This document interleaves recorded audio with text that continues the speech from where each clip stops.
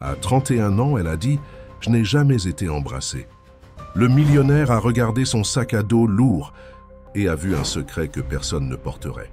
Ce jour-là, il ne l'a pas laissée seule. Si cette histoire vous intéresse, n'oubliez pas de vous abonner à notre chaîne et dites-nous de quelle ville vous nous regardez, nous continuons. Le soleil se couchait sur l'avenue des Champs-Élysées, tandis qu'Hélène Dubois ajustait les bretelles de son sac à dos bleu marine inséparable. À 31 ans, elle contemplait les rues animées de Montmartre avec des yeux qui portaient la profondeur de l'océan qu'elle imaginait. Paris bouillonnait autour d'elle comme toujours, mais Hélène demeurait dans son propre monde, un univers particulier auquel peu de gens avaient accès. La brise printanière agitait ses cheveux bouclés pendant qu'elle marchait sur les pavés, évitant habilement les touristes qui photographiaient le coucher de soleil. Son appartement se trouvait à quelques rues de là, un petit refuge qu'elle partageait avec des dizaines de livres et un silence devenu son meilleur ami. En tant que professeur de littérature à la Sorbonne, Hélène trouvait dans les mots des autres l'expression qu'elle ne parvenait pas à donner à ses propres sentiments. Le sac à dos qu'elle portait n'était pas seulement un accessoire, c'était une extension de son être. Depuis l'époque du lycée, Hélène y gardait bien plus que des cahiers et des stylos. Entre les poches secrètes et les compartiments cachés se trouvaient des trésors émotionnels. Une lettre d'amour jamais envoyée, un billet pour un concert de Charles Aznavour auquel elle n'avait jamais eu le courage d'aller seule, et un carnet de poésie qu'elle écrivait depuis ses 15 ans, mais qu'elle n'avait jamais lu à haute voix devant quiconque. « Hélène, je n'arrive pas à croire que je te trouve ici », s'exclama Daniel, sa collègue de département à l'université, interrompant ses pensées. « N'oublie pas l'événement de ce soir à la librairie des écrivains. La maison d'édition va lancer cette collection de poètes contemporains et tout le département doit être présent. » Hélène acquiesça avec un sourire poli. Elle avait tenté d'oublier cet engagement, mais maintenant, elle ne pouvait plus y échapper. Les événements sociaux étaient de véritables champs de mine. Pour elle, les conversations superficielles, les rires forcés, les questions invasives sur sa vie personnelle, tout cela l'épuisait. « J'y serai », répondit-elle, ajustant nerveusement la bretelle de son sac sur son épaule. « Je vais juste passer chez moi pour prendre une douche. » Daniel sourit, satisfaite. « Parfait. On dit qu'il y aura des personnes importantes. Qui sait, tu pourrais rencontrer quelqu'un d'intéressant. Il serait temps, Hélène. » Ce genre de commentaires était fréquent. À 31 ans, Hélène savait que sa vie amoureuse, ou plutôt l'absence de celle-ci, était un sujet de curiosité parmi ses collègues et sa famille. Ce que personne ne savait, c'est que ses réserves allaient bien au-delà de la timidité. Hélène gardait un secret qui la remplissait de honte et d'insécurité. Elle n'avait jamais embrassé personne. Dans son appartement de la rue Saint-Honoré, Hélène posa son sac sur le lit et le contempla quelques instants. Devait-elle l'emporter à l'événement? Chaque fois qu'elle se sentait vulnérable, le sac à dos était son amulette de protection, mais c'était aussi comme si elle portait un poids invisible sur ses épaules, des souvenirs de tout ce qu'elle n'avait jamais eu, le courage de faire. Elle décida que oui, elle l'emporterait. Elle choisit une robe simple, bleu foncé, qui s'accordait avec ses yeux. Elle attacha ses cheveux en un chignon décontracté et appliqua juste un rouge à lèvres clair. Elle ne voulait pas attirer l'attention, simplement remplir son obligation sociale et rentrer chez elle au plus vite. La librairie des écrivains dans le quartier Saint-Germain-des-Prés était illuminée et bondée quand Hélène arriva. Auteur, éditeur, professeur d'université et passionné de littérature, circulait entre les étagères, coupe de champagne à la main, conversations animées sur l'avenir des livres à l'ère numérique. Hélène se positionna dans un coin près d'une étagère de biographie. Elle observait les gens, leurs gestes, leurs expressions, comme elle le faisait avec les personnages des livres qu'elle lisait. De loin, elle remarqua Daniel qui lui faisait signe, indiquant qu'elle devrait s'approcher du groupe où elle se trouvait. Avec un soupir résigné, Hélène commença à marcher en direction de ses collègues. C'est alors qu'elle le vit pour la première fois. Au milieu de la foule bien habillée, un homme se démarquait, pas seulement par son apparence, bien qu'il fût indéniablement séduisant avec ses traits marqués et ses yeux pénétrants, mais par la manière dont il semblait décalé, malgré le fait qu'il était clairement dans son élément. Il portait un costume impeccablement coupé, mais il y avait quelque chose dans sa posture qui suggérait qu'il préférerait être ailleurs, tout comme elle. « C'est Mathieu Lefebvre », chuchota Daniel, qui s'était approché furtivement. L'entrepreneur qui finance la nouvelle aile de littérature française contemporaine dans la bibliothèque de l'université. On dit qu'il a fait fortune dans les start-up technologiques avant ses 30 ans et qu'il est maintenant mécène des arts. Un beau parti, tu ne trouves pas? Hélène ne répondit pas. Ses yeux avaient croisé ceux de Mathieu à travers la salle, et pendant un bref instant, elle eut l'impression qu'il pouvait voir à travers elle, comme s'il connaissait tous les secrets gardés dans son sac à dos. Le moment fut rompu lorsque le directeur de la maison d'édition monta sur la petite estrade improvisée pour commencer la cérémonie. Hélène détourna le regard, sentant son visage s'échauffer. Durant toute la présentation, elle eut l'inconfortable sensation d'être observée. Lorsque les discours formels se terminèrent et que les gens recommencèrent à circuler dans l'espace, Hélène décida qu'elle avait rempli son obligation sociale. Elle était sur le point de discrètement prendre congé de quelques collègues lorsqu'elle sentit quelqu'un s'approcher par derrière. « Excusez-moi, mais je n'ai pas pu m'empêcher de remarquer votre sac à dos. » La voix était grave et mélodieuse. Hélène se retourna et se retrouva face à face avec Mathieu Lefebvre. De près, il était encore plus intimidant, non par sa posture ou son expression, qui était douce, mais par l'intensité de son regard. « Mon sac à dos » demanda-t-elle, confuse. « Oui » sourit-il, pointant le petit badge métallique qu'elle avait épinglé sur le rabat frontal des années auparavant. « Ce symbole, c'est celui de la confrérie des poètes obscurs, n'est-ce pas?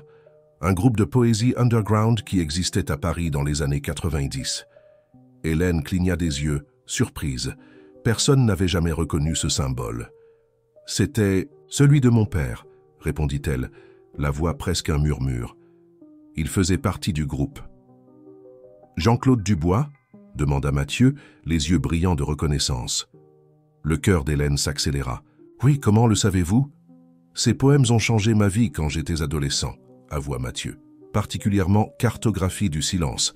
C'est ce qui m'a inspiré à croire que je pourrais faire quelque chose de significatif de ma vie. » Pour la première fois de la soirée, Hélène ressentit quelque chose de différent de l'inconfort social qui l'accompagnait normalement. C'était une connexion inattendue, comme si l'univers avait conspiré pour que cette rencontre se produise. « Il serait heureux de l'apprendre, » dit-elle, la voix émue. Son père était parti 10 ans auparavant, emportant avec lui la reconnaissance qu'il n'avait jamais eue de son vivant. Le brouhaha de l'événement semblait avoir disparu autour d'eux. Pendant un moment, il n'existait qu'Hélène, Mathieu et le souvenir de poèmes qui les avaient touchés tous les deux de différentes manières. « Avez-vous d'autres engagements ce soir ?» demanda soudainement Mathieu. « Il y a un café tout près où nous pourrions discuter plus tranquillement. J'adorerais en savoir plus sur Jean-Claude, si ce n'est pas douloureux pour vous d'en parler. » Hélène hésita. Des années d'isolement, auto-imposée, la faisaient se méfier de toute approche, surtout de quelqu'un comme Mathieu Lefebvre, réussi, confiant, certainement habitué à obtenir ce qu'il voulait. Et pourtant, il y avait quelque chose dans ses yeux qui semblait authentique, une vulnérabilité qui faisait écho à la sienne. « Il se fait tard », répondit-elle, ajustant nerveusement la bretelle de son sac. « Bien sûr, je comprends », dit Mathieu, reculant respectueusement. « Ce fut un plaisir de vous rencontrer, Hélène. » Il connaissait son nom. Elle ne se souvenait pas de l'avoir mentionné.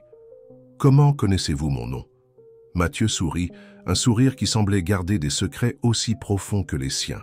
« Votre badge », indiqua-t-il gentiment sa poitrine, où le badge de l'université était encore accroché. « De plus, j'ai déjà lu certaines de vos analyses publiées dans la Revue française de littérature.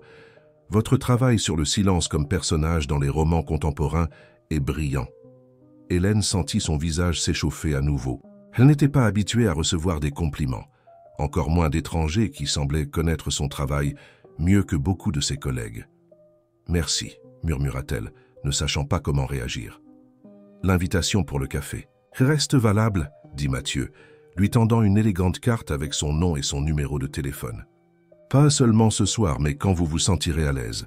Certaines conversations méritent le bon moment pour se produire. » Avec un signe discret, Mathieu s'éloigna, bientôt entouré par d'autres personnes désireuses de parler avec le mécène des arts. Hélène resta immobile, la carte entre les doigts, avec l'étrange sensation que quelque chose d'important venait de se produire dans sa vie. En rentrant chez elle ce soir-là, Hélène plaça la carte de Mathieu dans son carnet de poésie dans son sac à dos. Elle ne savait pas si elle aurait le courage d'appeler, mais pour la première fois depuis longtemps, elle eut envie d'écrire. Les mots coulèrent comme cela ne s'était pas produit depuis des années, des vers, sur des rencontres inattendues et des possibilités qui effrayaient et attiraient en même temps. Ce qu'Hélène ignorait, c'est que cette simple rencontre à la librairie ne serait que le début d'un voyage qui transformerait sa vie pour toujours. 3 jours s'écoulèrent depuis l'événement à la librairie, et la carte de Mathieu Lefebvre restait intacte dans le carnet de poésie d'Hélène. Les nuits suivantes, elle se surprit à relire les poèmes de son père, essayant de voir en eux ce qui avait touché si profondément cet étranger. En tant que professeur universitaire de littérature qui n'avait jamais atteint la reconnaissance de son vivant, Jean-Claude Dubois n'avait laissé à sa fille que cet héritage de mots et la passion des livres. Le jeudi, Hélène donnait son cours sur Marguerite Duras lorsqu'elle remarqua un mouvement inhabituel dans le couloir à travers la porte entr'ouverte. Un bourdonnement de voix et de pas indiquait une visite importante à la faculté. Elle se concentra pour terminer son analyse de « Le ravissement de Lol Vieustein », tandis que les étudiants prenaient des notes à la hâte. « Professeur », appela Juliette, l'une de ses élèves les plus dévouées, quand le cours se termina. « Vous êtes au courant ? L'entrepreneur qui finance la rénovation de la bibliothèque est venu visiter le campus aujourd'hui. » Le cœur d'Hélène fit un bond, mais son visage resta impassible. « Vraiment, tant mieux pour l'université, » répondit-elle, organisant ses livres et les rangeant dans son sac à dos bleu marine. En sortant de la salle, elle tomba nez à nez avec Daniel, qui semblait particulièrement excité. « Hélène, je te cherchais. Le directeur veut que tu te joignes à nous pour un déjeuner avec Mathieu Lefebvre. Il semble qu'il se soit intéressé à ton projet d'extension sur la littérature dans les écoles publiques. »« Moi ? Mais comment a-t-il su pour le projet ?» se demanda Hélène confuse. « Apparemment, il a fait ses devoirs avant de décider où irait son argent. » Daniel haussa les épaules. « Le déjeuner est au restaurant du Jardin des Plantes, dans une demi-heure. Ne sois pas en retard. » Hélène ressentit un mélange d'anxiété et d'excitation. Elle n'était pas préparée à une rencontre professionnelle avec Mathieu, encore moins à un déjeuner formel avec le directeur et d'autres professeurs. D'autre part, la possibilité de financement pour son projet d'extension, une initiative qui amenait des ateliers de littérature dans les écoles de la banlieue parisienne, était trop tentante pour refuser.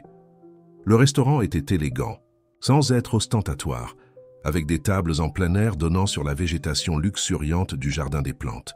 Quand Hélène arriva, le groupe était déjà là. Le directeur de la faculté, le chef du département, Daniel, et bien sûr, Mathieu Lefebvre. En la voyant, Mathieu sourit et se leva poliment, tirant la chaise vide à côté de lui. « Professeur Dubois, quel plaisir de vous avoir parmi nous, » dit le directeur, visiblement satisfait de sa présence.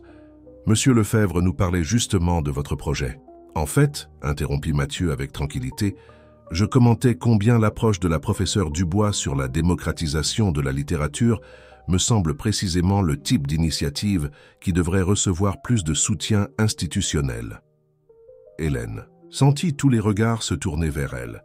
Mathieu l'observait avec un intérêt authentique qui la déconcertait. « C'est un projet simple, » commença-t-elle, retrouvant sa voix professionnelle. Nous amenons la littérature au-delà des murs de l'académie, créant des ateliers de lecture et d'écriture créative dans des communautés qui ont peu d'accès aux bibliothèques. Au fur et à mesure qu'elle parlait du projet, Hélène gagnait en confiance. C'était un travail qu'elle aimait, une extension de sa croyance que les mots pouvaient transformer des vies, comme ils avaient transformé la sienne. Le problème, c'est que nous dépendons de bénévoles et de matériel donné, conclut-elle. Avec plus de ressources, nous pourrions atteindre plus d'écoles, créer des bibliothèques communautaires permanentes. C'est exactement ce type d'impact que je cherche à soutenir, dit Mathieu, ses yeux ne quittant jamais les siens. Peut-être pourrions-nous discuter d'un partenariat plus large. Le déjeuner se poursuivit avec des discussions sur l'avenir de l'université et les plans de Mathieu pour la bibliothèque. Hélène observait l'entrepreneur discrètement, intriguée par sa sincérité apparente. Contrairement à d'autres donateurs qu'elle avait rencontrés, Il semblait véritablement intéressé par les questions éducatives, posant des questions perspicaces et écoutant attentivement les réponses. Alors que la rencontre touchait à sa fin, Mathieu se tourna vers Hélène. « Professeur Dubois, si ce n'est pas abuser de votre temps, j'aimerais connaître plus de détails sur votre projet.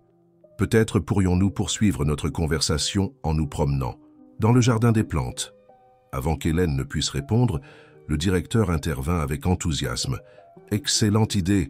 La professeure Dubois est notre plus grande experte en la matière.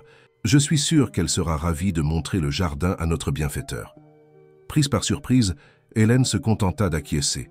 Tandis que le reste du groupe prenait congé, elle et Mathieu se dirigèrent vers l'entrée du jardin des plantes. « J'espère ne pas vous imposer ma compagnie, » dit Mathieu quand ils furent seuls. « Mais j'avoue que trouver des moyens de soutenir votre projet n'est pas mon seul intérêt. » Hélène ajusta nerveusement la bretelle de son sac. « Et quel serait votre autre intérêt, monsieur Lefebvre ? S'il vous plaît, appelez-moi Mathieu. » Sourit-il.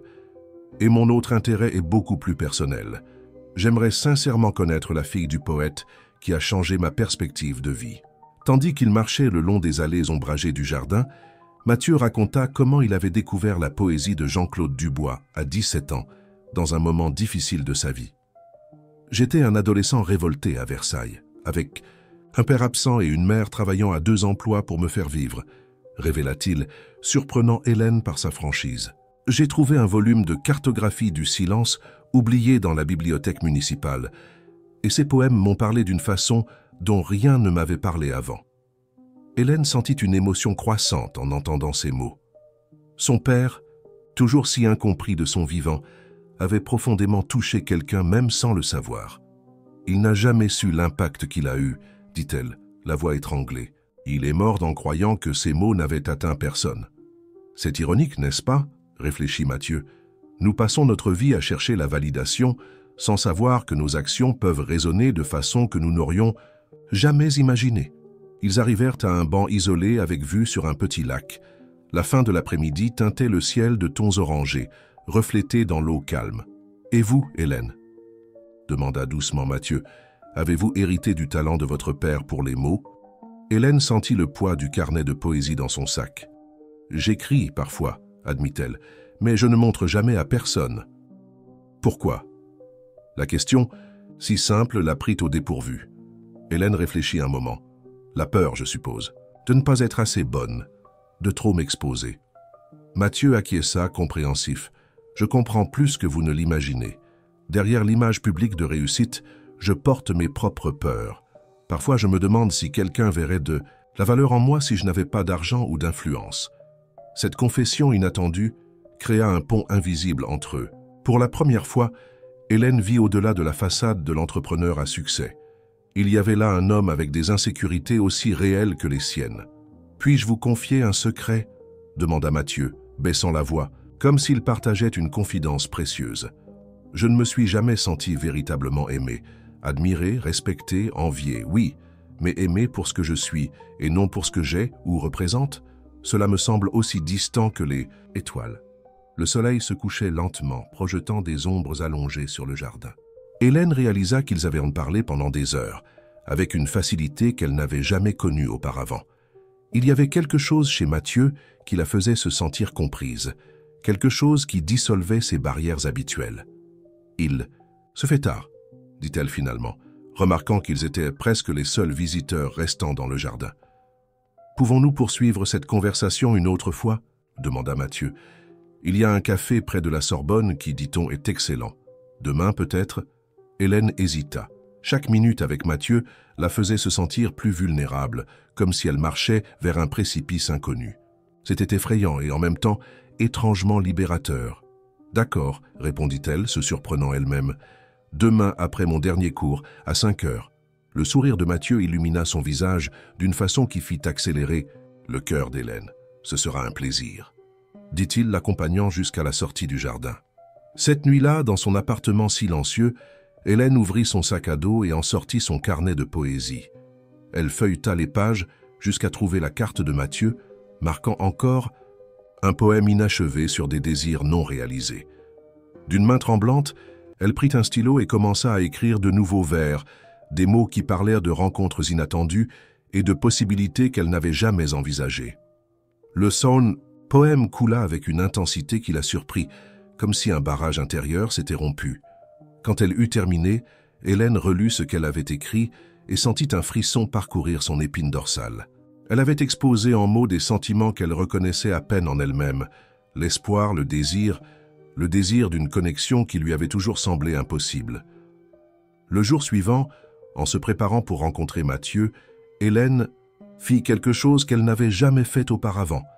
Elle arracha la page du carnet avec le poème récemment écrit et la plaça dans la poche extérieure de son sac où il serait facile à atteindre. Elle ne savait pas si elle aurait le courage de le lui montrer, mais simplement envisager cette possibilité était déjà un pas qu'elle n'aurait jamais imaginé faire. Le café se trouvait dans une petite rue tranquille près de l'université, avec des tables sur le trottoir ombragées par de vieux arbres. Mathieu était déjà là quand elle arriva, absorbé dans la lecture d'un livre qu'Hélène reconnut immédiatement. Une édition rare de Cartographie du silence, le même livre de son père qu'il avait mentionné. En la voyant, Mathieu se leva avec un sourire qui semblait réservé uniquement à elle. Pas le sourire poli qu'il offrait lors d'événements sociaux, mais quelque chose de plus authentique, presque timide. « J'ai apporté ceci pour vous, » dit-il, lui tendant le livre. « Je l'ai trouvé dans une librairie d'occasion à Lyon il y a des années. J'ai pensé qu'il devrait revenir à la famille de son auteur. » Hélène prit le livre d'une main tremblante. C'était une première édition, avec la couverture usée par le temps et l'utilisation fréquente. En l'ouvrant, elle vit des annotations dans les marges, réflexions, connexions, pensées écrites avec l'écriture d'un jeune Mathieu Lefebvre. « C'est... » commença-t-elle sans trouver les mots pour exprimer ce qu'elle ressentait. « Ce n'est qu'un livre, » dit doucement Mathieu, « mais pour moi, c'était une bouée de sauvetage dans des moments difficiles. J'espère que vous l'accepterez non seulement comme un souvenir de votre père, mais comme un symbole du début de notre amitié. Amitié. » Le mot flotta entre eux, chargé de possibilités non dites. Hélène sentit une chaleur monter de son cou jusqu'à ses joues. Il y avait quelque chose dans la façon dont Mathieu la regardait qui faisait battre son cœur d'une manière qu'elle n'avait jamais éprouvée auparavant. « Merci », finit-elle par dire, rangeant soigneusement le livre dans son sac, à côté du poème qu'elle avait écrit la nuit précédente. « C'est un cadeau que je garderai pour toujours. » Tandis que le soleil se couchait sur Paris, Hélène et Mathieu conversaient comme de vieux amis qui se retrouvaient après une longue séparation. Et dans sa poitrine, Hélène sentait fleurir quelque chose de nouveau et d'effrayant. L'espoir que peut-être sa vie pourrait être plus que simplement observer le bonheur des autres à distance. Les semaines suivantes furent comme un rêve pour Hélène. Après la rencontre au café, elle et Mathieu commencèrent à se voir fréquemment, toujours dans des lieux publics, toujours avec l'excuse de discuter du projet de littérature dans les écoles publiques. Mais à chaque rencontre, les conversations s'approfondissaient, transcendant les questions professionnelles et entrant dans des territoires personnels qu'Hélène explorait rarement avec quelqu'un. Par un samedi après-midi particulièrement agréable, ils décidèrent de se promener le long des quais de la Seine. Le fleuve était calme, reflétant le ciel bleu cobalt, et la brise apportait un soulagement à la chaleur typique de Paris en été. Hélène portait son inséparable sac à dos, qui contenait maintenant non seulement ses anciens secrets, mais aussi de nouveaux souvenirs, billets des endroits qu'elle avait visités avec Mathieu, notes de conversation significatives, petits cadeaux qu'il lui avait offerts. « Vous n'allez jamais nulle part sans ce sac, n'est-ce pas ?» demanda Mathieu avec un sourire curieux, tandis qu'il marchait pieds nus sur le sable d'une plage urbaine temporaire. Hélène sentit son visage rougir. « C'est une vieille habitude. Je crois qu'il est devenu une sorte d'amulette de protection. » « Une protection contre quoi ?» La question fut posée doucement, sans pression, juste une curiosité sincère. Hélène hésita, regardant le fleuve, infini devant elle. Contre la vulnérabilité, je suppose. Contre la possibilité de me sentir trop exposée. Mathieu acquiesça, compréhensif. « Nous avons tous nos armures. Les miennes sont simplement moins visibles qu'un sac à dos. » Ils s'assirent sur le sable, observant les bateaux passer sur la Seine. Le silence entre eux était confortable, quelque chose qu'Hélène n'avait jamais expérimenté avec une autre personne. « Puis-je vous demander ce que vous gardez dedans ?» Thérèse questionna Mathieu après quelques minutes. Hélène serra instinctivement son sac contre elle. Des choses sans importance pour n'importe qui d'autre. Des souvenirs, principalement. Des souvenirs de choses qui se sont produites ou de choses que vous auriez aimé qu'ils se produisent. La question frappa Hélène comme une vague inattendue. Comment pouvait-il savoir? Comment pouvait-il voir si clairement ce qu'elle admettait à peine pour elle-même? Les deux, confessa-t-elle, surprise par sa propre honnêteté. Il y a des choses que je garde comme souvenirs de moments importants, mais aussi des objets qui représentent des expériences que je n'ai jamais eu le courage de vivre. Mathieu se tourna vers elle, ses yeux reflétant le bleu de la Seine. Comme quoi, Hélène respira profondément. En presque 2 décennies, elle n'avait jamais partagé le contenu de son sac avec personne. Mais il y avait quelque chose chez Mathieu, peut-être sa propre vulnérabilité si soigneusement cachée sous l'image de réussite, qui lui donnait envie de s'ouvrir. « Comme ceci, dit-elle, ouvrant son sac et en sortant une enveloppe jaunie. « Un billet pour un spectacle de danse contemporaine qui a eu lieu il y a 5 ans. J'ai toujours voulu y aller, mais je n'ai pas eu le courage d'entrer dans le théâtre seul. Pourquoi pas? Peur du jugement, peut-être. D'être vue comme la femme solitaire qui n'a personne avec qui partager des moments spéciaux. » Hélène sourit tristement. « C'est stupide, je sais. »« Ce n'est pas stupide, » répondit Mathieu avec sérieux. « C'est profondément humain de craindre la solitude au milieu de la foule. » Hélène sortit un autre objet de son sac, une lettre scellée avec son propre nom écrit sur le devant. Celle-ci, je l'ai écrite pour moi-même à 25 ans. Elle devait être ouverte le jour de mes 30 ans, mais je n'ai pas eu le courage. À l'intérieur, j'ai énuméré toutes les choses que je voulais réaliser avant mes 30 ans. J'ai peur de la lire et de découvrir que je n'en ai réalisé aucune. Mathieu observait chaque objet avec une attention respectueuse, comme s'il s'agissait de reliques sacrées. « Et ce carnet ?» demanda-t-il, remarquant le carnet de poésie qui apparaissait partiellement dans le sac. Hélène hésita. Le carnet contenait ses pensées les plus intimes, ses désirs les plus secrets, y compris les poèmes récents inspirés par Mathieu. « Ce sont juste quelques poèmes que j'écris de temps en temps, » dit-elle, essayant de paraître désinvolte. « Rien de très bon. »« Je parie qu'ils sont merveilleux, » répondit Mathieu avec conviction. « Après tout, vous êtes la fille de Jean-Claude Dubois. La poésie est dans votre sang. » Hélène secoua la tête. « La génétique ne garantit pas le talent. De plus, je n'ai jamais montré mes poèmes à personne. L'idée d'être jugée... » Elle ne termina pas la phrase, mais ce n'était pas nécessaire. Mathieu semblait comprendre. « Puis-je proposer quelque chose ?» demanda-t-il soudainement, se tournant pour la regarder en face. « Une expérience, disons. »« Quel genre d'expérience ?» demanda Hélène, intriguée. « 1 mois sans secret, » déclara Mathieu, ses yeux brillants d'intensité. 30 jours, où nous nous engageons tous deux à partager quelque chose que nous n'avons jamais partagé auparavant, à faire quelque chose dont nous avons toujours eu peur, à être vrais l'un avec l'autre sans réserve. Hélène sentit un frisson parcourir son épine dorsale. La proposition était à la fois terrifiante et séduisante. « Pourquoi ?» demanda-t-elle, sa voix presque un murmure. « Parce que je crois qu'il y a une liberté profonde à être véritablement connu par quelqu'un, » répondit Mathieu. « Parce que je sens que nous avons tous deux passé trop de temps cachés derrière des masques. Vous, derrière votre timidité et votre sac de souvenirs non vécus. Moi, derrière mon succès entrepreneurial et l'image publique que j'ai construite. » Il prit doucement la main d'Hélène, un geste qui fit accélérer son cœur. « De plus, continua-t-il, je veux connaître la véritable Hélène Dubois.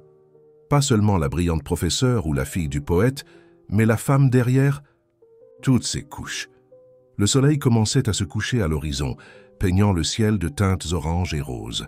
La plage était plus vide maintenant, avec seulement quelques couples marchant au loin et des pêcheurs préparant leurs filets pour la nuit. « Et si vous n'aimez pas ce que vous découvrez ?» demanda Hélène, verbalisant sa plus grande peur. Mathieu sourit gentiment. « Et si je vous aime encore plus ? Et si vous découvrez que vous êtes beaucoup plus intéressante, courageuse et extraordinaire que vous ne vous êtes jamais permis de le croire ?» Hélène regarda la scène, puis son sac à dos. Et finalement Mathieu. Il y avait quelque chose de magnétique chez cet homme, quelque chose qui l'attirait au-delà de sa zone de confort, qui lui donnait envie de prendre des risques d'une manière qu'elle n'avait jamais envisagée auparavant. « 1 mois, dit-elle finalement, sans secret. « En commençant maintenant ?» demanda Mathieu, avec un Sourire qui mêlait joie et anticipation. Hélène respira profondément.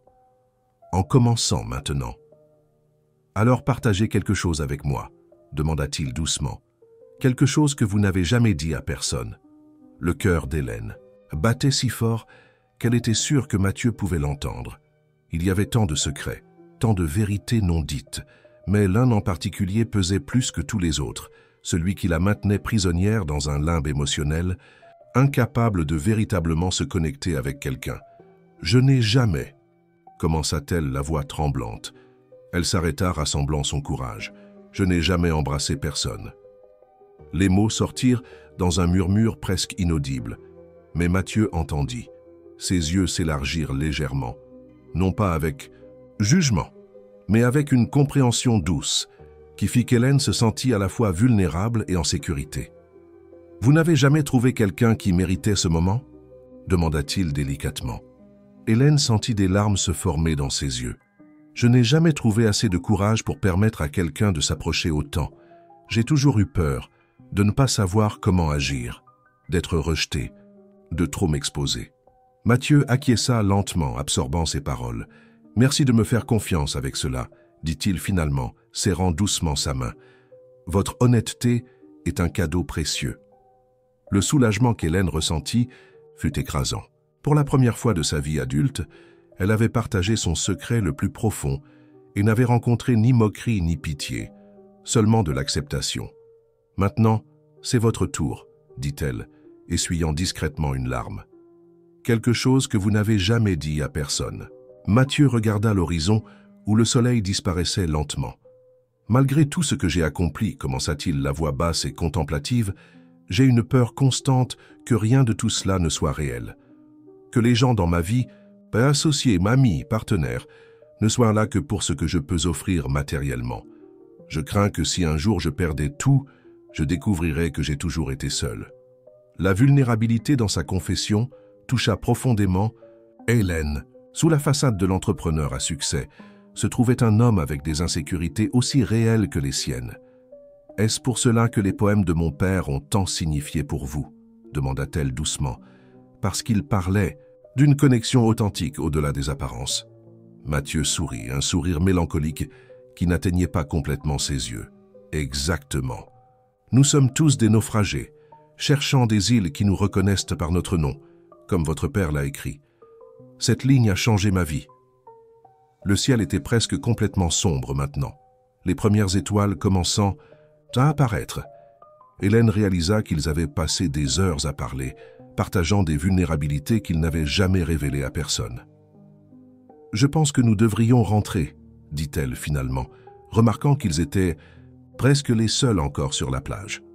Mathieu acquiesça, se levant et lui offrant sa main pour l'aider. « Demain est un autre jour de notre expérience, » dit-il avec un sourire. « Et si nous faisions quelque chose que vous avez toujours voulu faire, mais dont vous n'avez jamais eu le courage ?» Hélène pensa au billet du spectacle de danse qu'elle gardait dans son sac. « Comme quoi, j'ai vérifié et il y a une présentation de danse contemporaine au théâtre de l'Odéon ce week-end, » répondit Mathieu. « Ce n'est pas le même spectacle que celui de votre ancien billet, mais ce pourrait être un bon substitut. Qu'en pensez-vous » Hélène ressentit un mélange d'anxiété et d'excitation. L'idée de finalement réaliser une expérience qu'elle avait reportée pendant si longtemps était effrayante, mais aussi étrangement libératrice. « J'adorerais », répondit-elle, se surprenant elle-même par la rapidité de sa réponse. Tandis qu'il revenait le long des quais, maintenant illuminés par les lumières de la ville, Hélène ressentit une légèreté qu'elle n'avait pas éprouvée depuis des années. Le poids de son secret le plus profond avait été allégé et le monde semblait un peu moins menaçant. En se séparant à l'entrée de l'immeuble d'Hélène, Mathieu tint ses mains entre les siennes.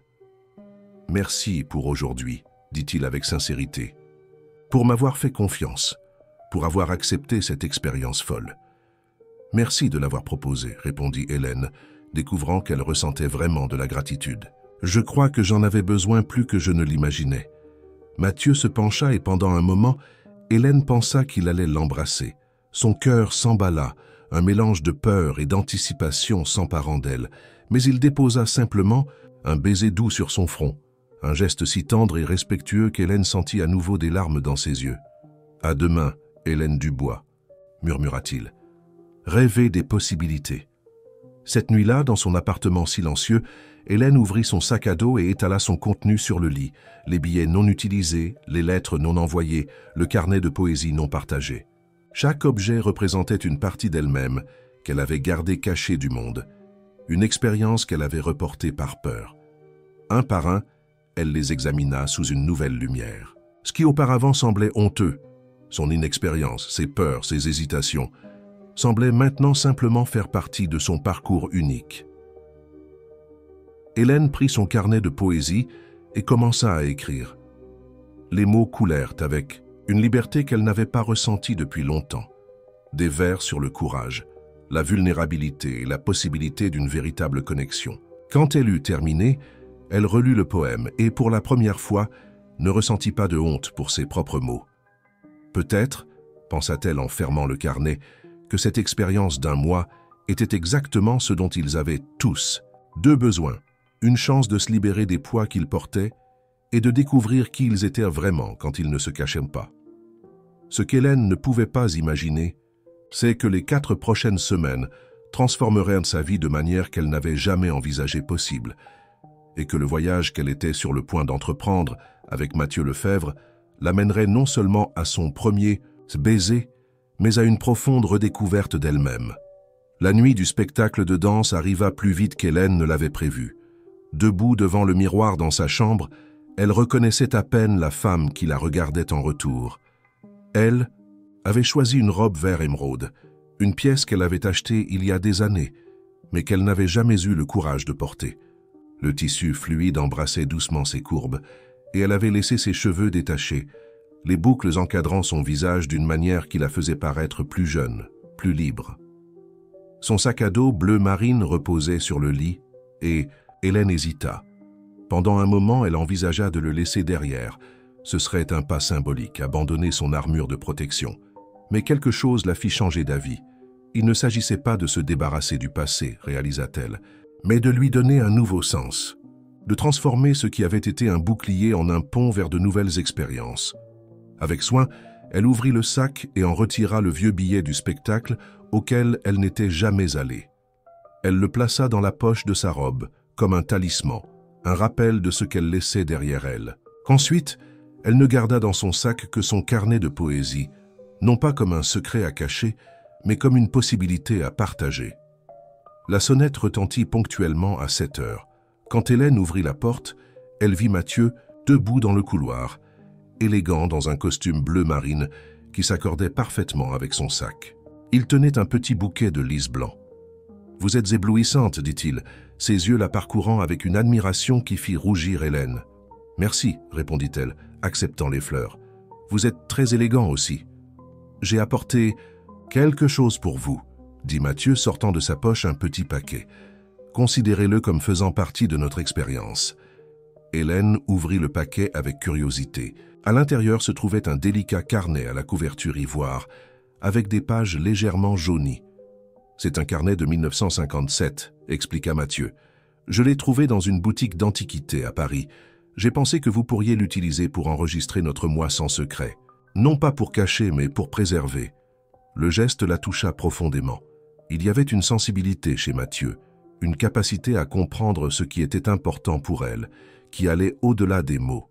« C'est parfait, » dit Hélène, rangeant soigneusement le carnet dans son sac. « Merci. » Le théâtre de l'Odéon resplendissait ce soir-là, son architecture classique illuminée contre le ciel sombre. Hélène sentit un frisson dans son ventre en montant les escaliers de marbre, mais la présence de Mathieu à ses côtés lui donnait une confiance qu'elle n'avait jamais éprouvée auparavant.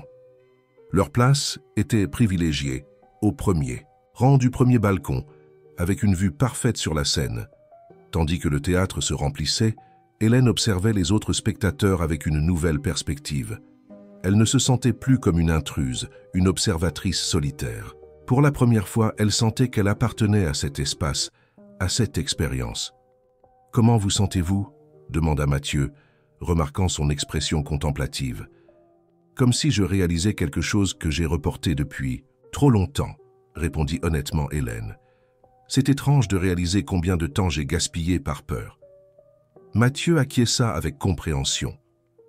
La peur est un voleur silencieux. Elle vole des moments, des expériences, des possibilités. Les lumières diminuèrent et le théâtre plongea dans l'obscurité.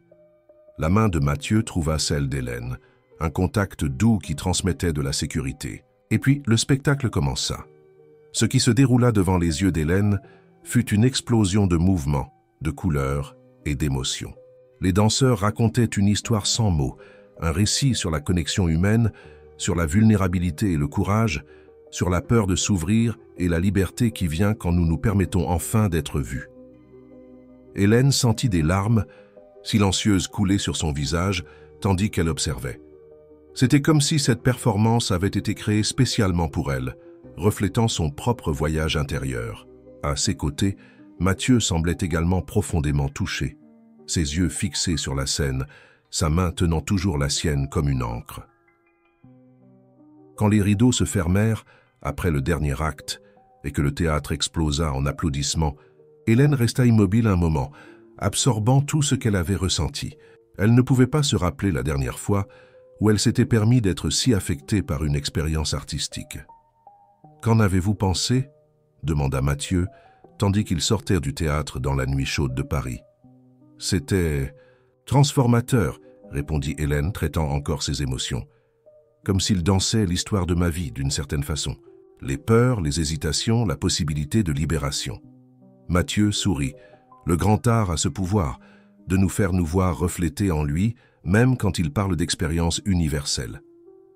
Ils marchèrent sur la place de la Concorde, la place devant le théâtre vibrant de vie nocturne.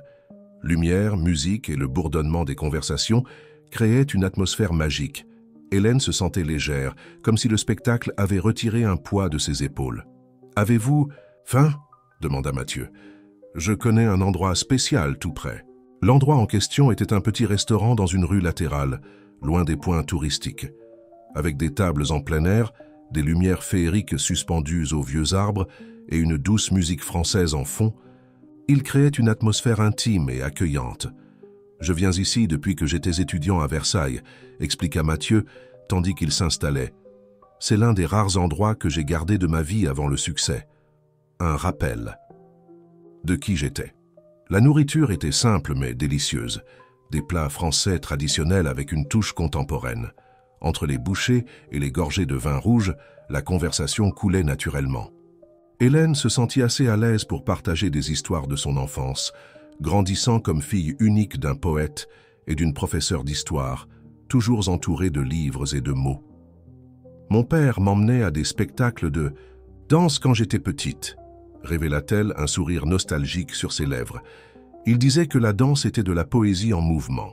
Après sa disparition, je ne suis plus jamais retourné au théâtre, jusqu'à aujourd'hui. « Et comment était-ce d'y retourner ?» demanda Mathieu. « Comme retrouver une partie de moi que j'avais oubliée, » répondit sincèrement Hélène. « Merci de m'avoir encouragé à faire cela. » Les yeux de Mathieu brillaient à la lumière des bougies. « Ce n'est que le début de notre expérience. Nous avons encore beaucoup à redécouvrir, vous et moi. » Quand le dîner fut terminé, ils marchèrent sans hâte dans les rues du centre historique de Paris. La nuit était claire, les étoiles visibles même avec les lumières de la ville.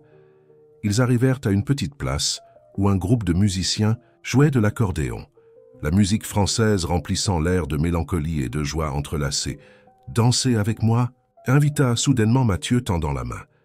Hélène sentit la panique familière. Danser en public, s'exposer au regard des autres. Mais alors elle se souvint du spectacle, des danseurs qui avaient raconté une histoire sur le dépassement. « Oh, des peurs. Je ne sais pas très bien danser, » avertit-elle, plaçant néanmoins sa main dans celle de Mathieu.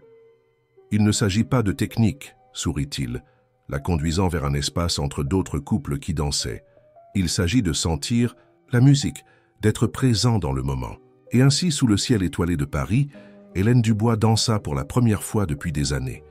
D'abord maladroitement, son corps tendu par la conscience de soi, mais peu à peu, guidée par la main ferme de Mathieu et bercée par la musique, elle se permit de se détendre, se permit de ressentir. Quand la musique s'accéléra, il la fit tourner, et Hélène fut surprise d'entendre son propre rire, un son clair et authentique qu'elle reconnaissait à peine. Sur le chemin, du retour vers l'appartement d'Hélène, tous deux marchaient dans un silence confortable, le genre de silence qui n'existe qu'entre des personnes qui n'ont pas besoin de remplir chaque moment avec des mots. « Savez-vous ce que j'ai réalisé aujourd'hui ?» dit finalement Hélène quand ils s'arrêtèrent devant son immeuble. « Quoi ?» demanda Mathieu. « J'ai réalisé que j'ai passé tellement de temps à avoir peur de vivre que j'ai oublié combien il est bon de se sentir vivante, » répondit-elle, la voix douce mais ferme. « Et aujourd'hui, pendant le spectacle, pendant notre danse, je me suis sentie véritablement vivante. » Mathieu sourit, ses yeux reflétant les lumières de la rue. « C'est ce que je voulais que vous découvriez quand j'ai proposé notre expérience.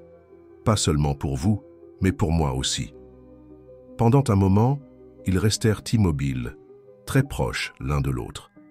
Hélène pouvait sentir la chaleur du corps de Mathieu, pouvait voir chaque détail de son visage à la lumière du réverbère. Il y avait une tension dans l'air, une possibilité planant entre eux. « Puis-je vous faire une demande ?» demanda-t-elle, rassemblant son courage. « Dans le cadre de notre expérience ?»« N'importe quoi, » répondit Mathieu. « Demain, j'aimerais vous lire certains de mes poèmes, » dit Hélène, les mots sortant précipitamment. « Je n'ai jamais lu pour personne auparavant, mais je pense qu'il est temps. » Le sourire de Mathieu illumina tout son visage. « Ce serait un honneur, » répondit-il avec sincérité. « Où aimeriez-vous faire cela ?» Hélène réfléchit un moment. « Au parc Monceau, il y a un endroit spécial là-bas où mon père avait l'habitude d'écrire. Cela semble approprié. »« Le parc Monceau sera, » acquiesça Mathieu. « Le matin, nous pourrions faire un pique-nique. »« À 10 heures, » suggéra Hélène, ressentant un mélange d'anxiété et d'excitation à l'idée de partager ses mots les plus intimes. « Je serai ici à 10 heures, » confirma-t-il. Mathieu se pencha et, comme la nuit précédente, déposa un doux baiser sur le front d'Hélène. Mais cette fois, il laissa ses lèvres s'attarder un peu plus, un geste qui était à la fois respectueux et chargé de promesses.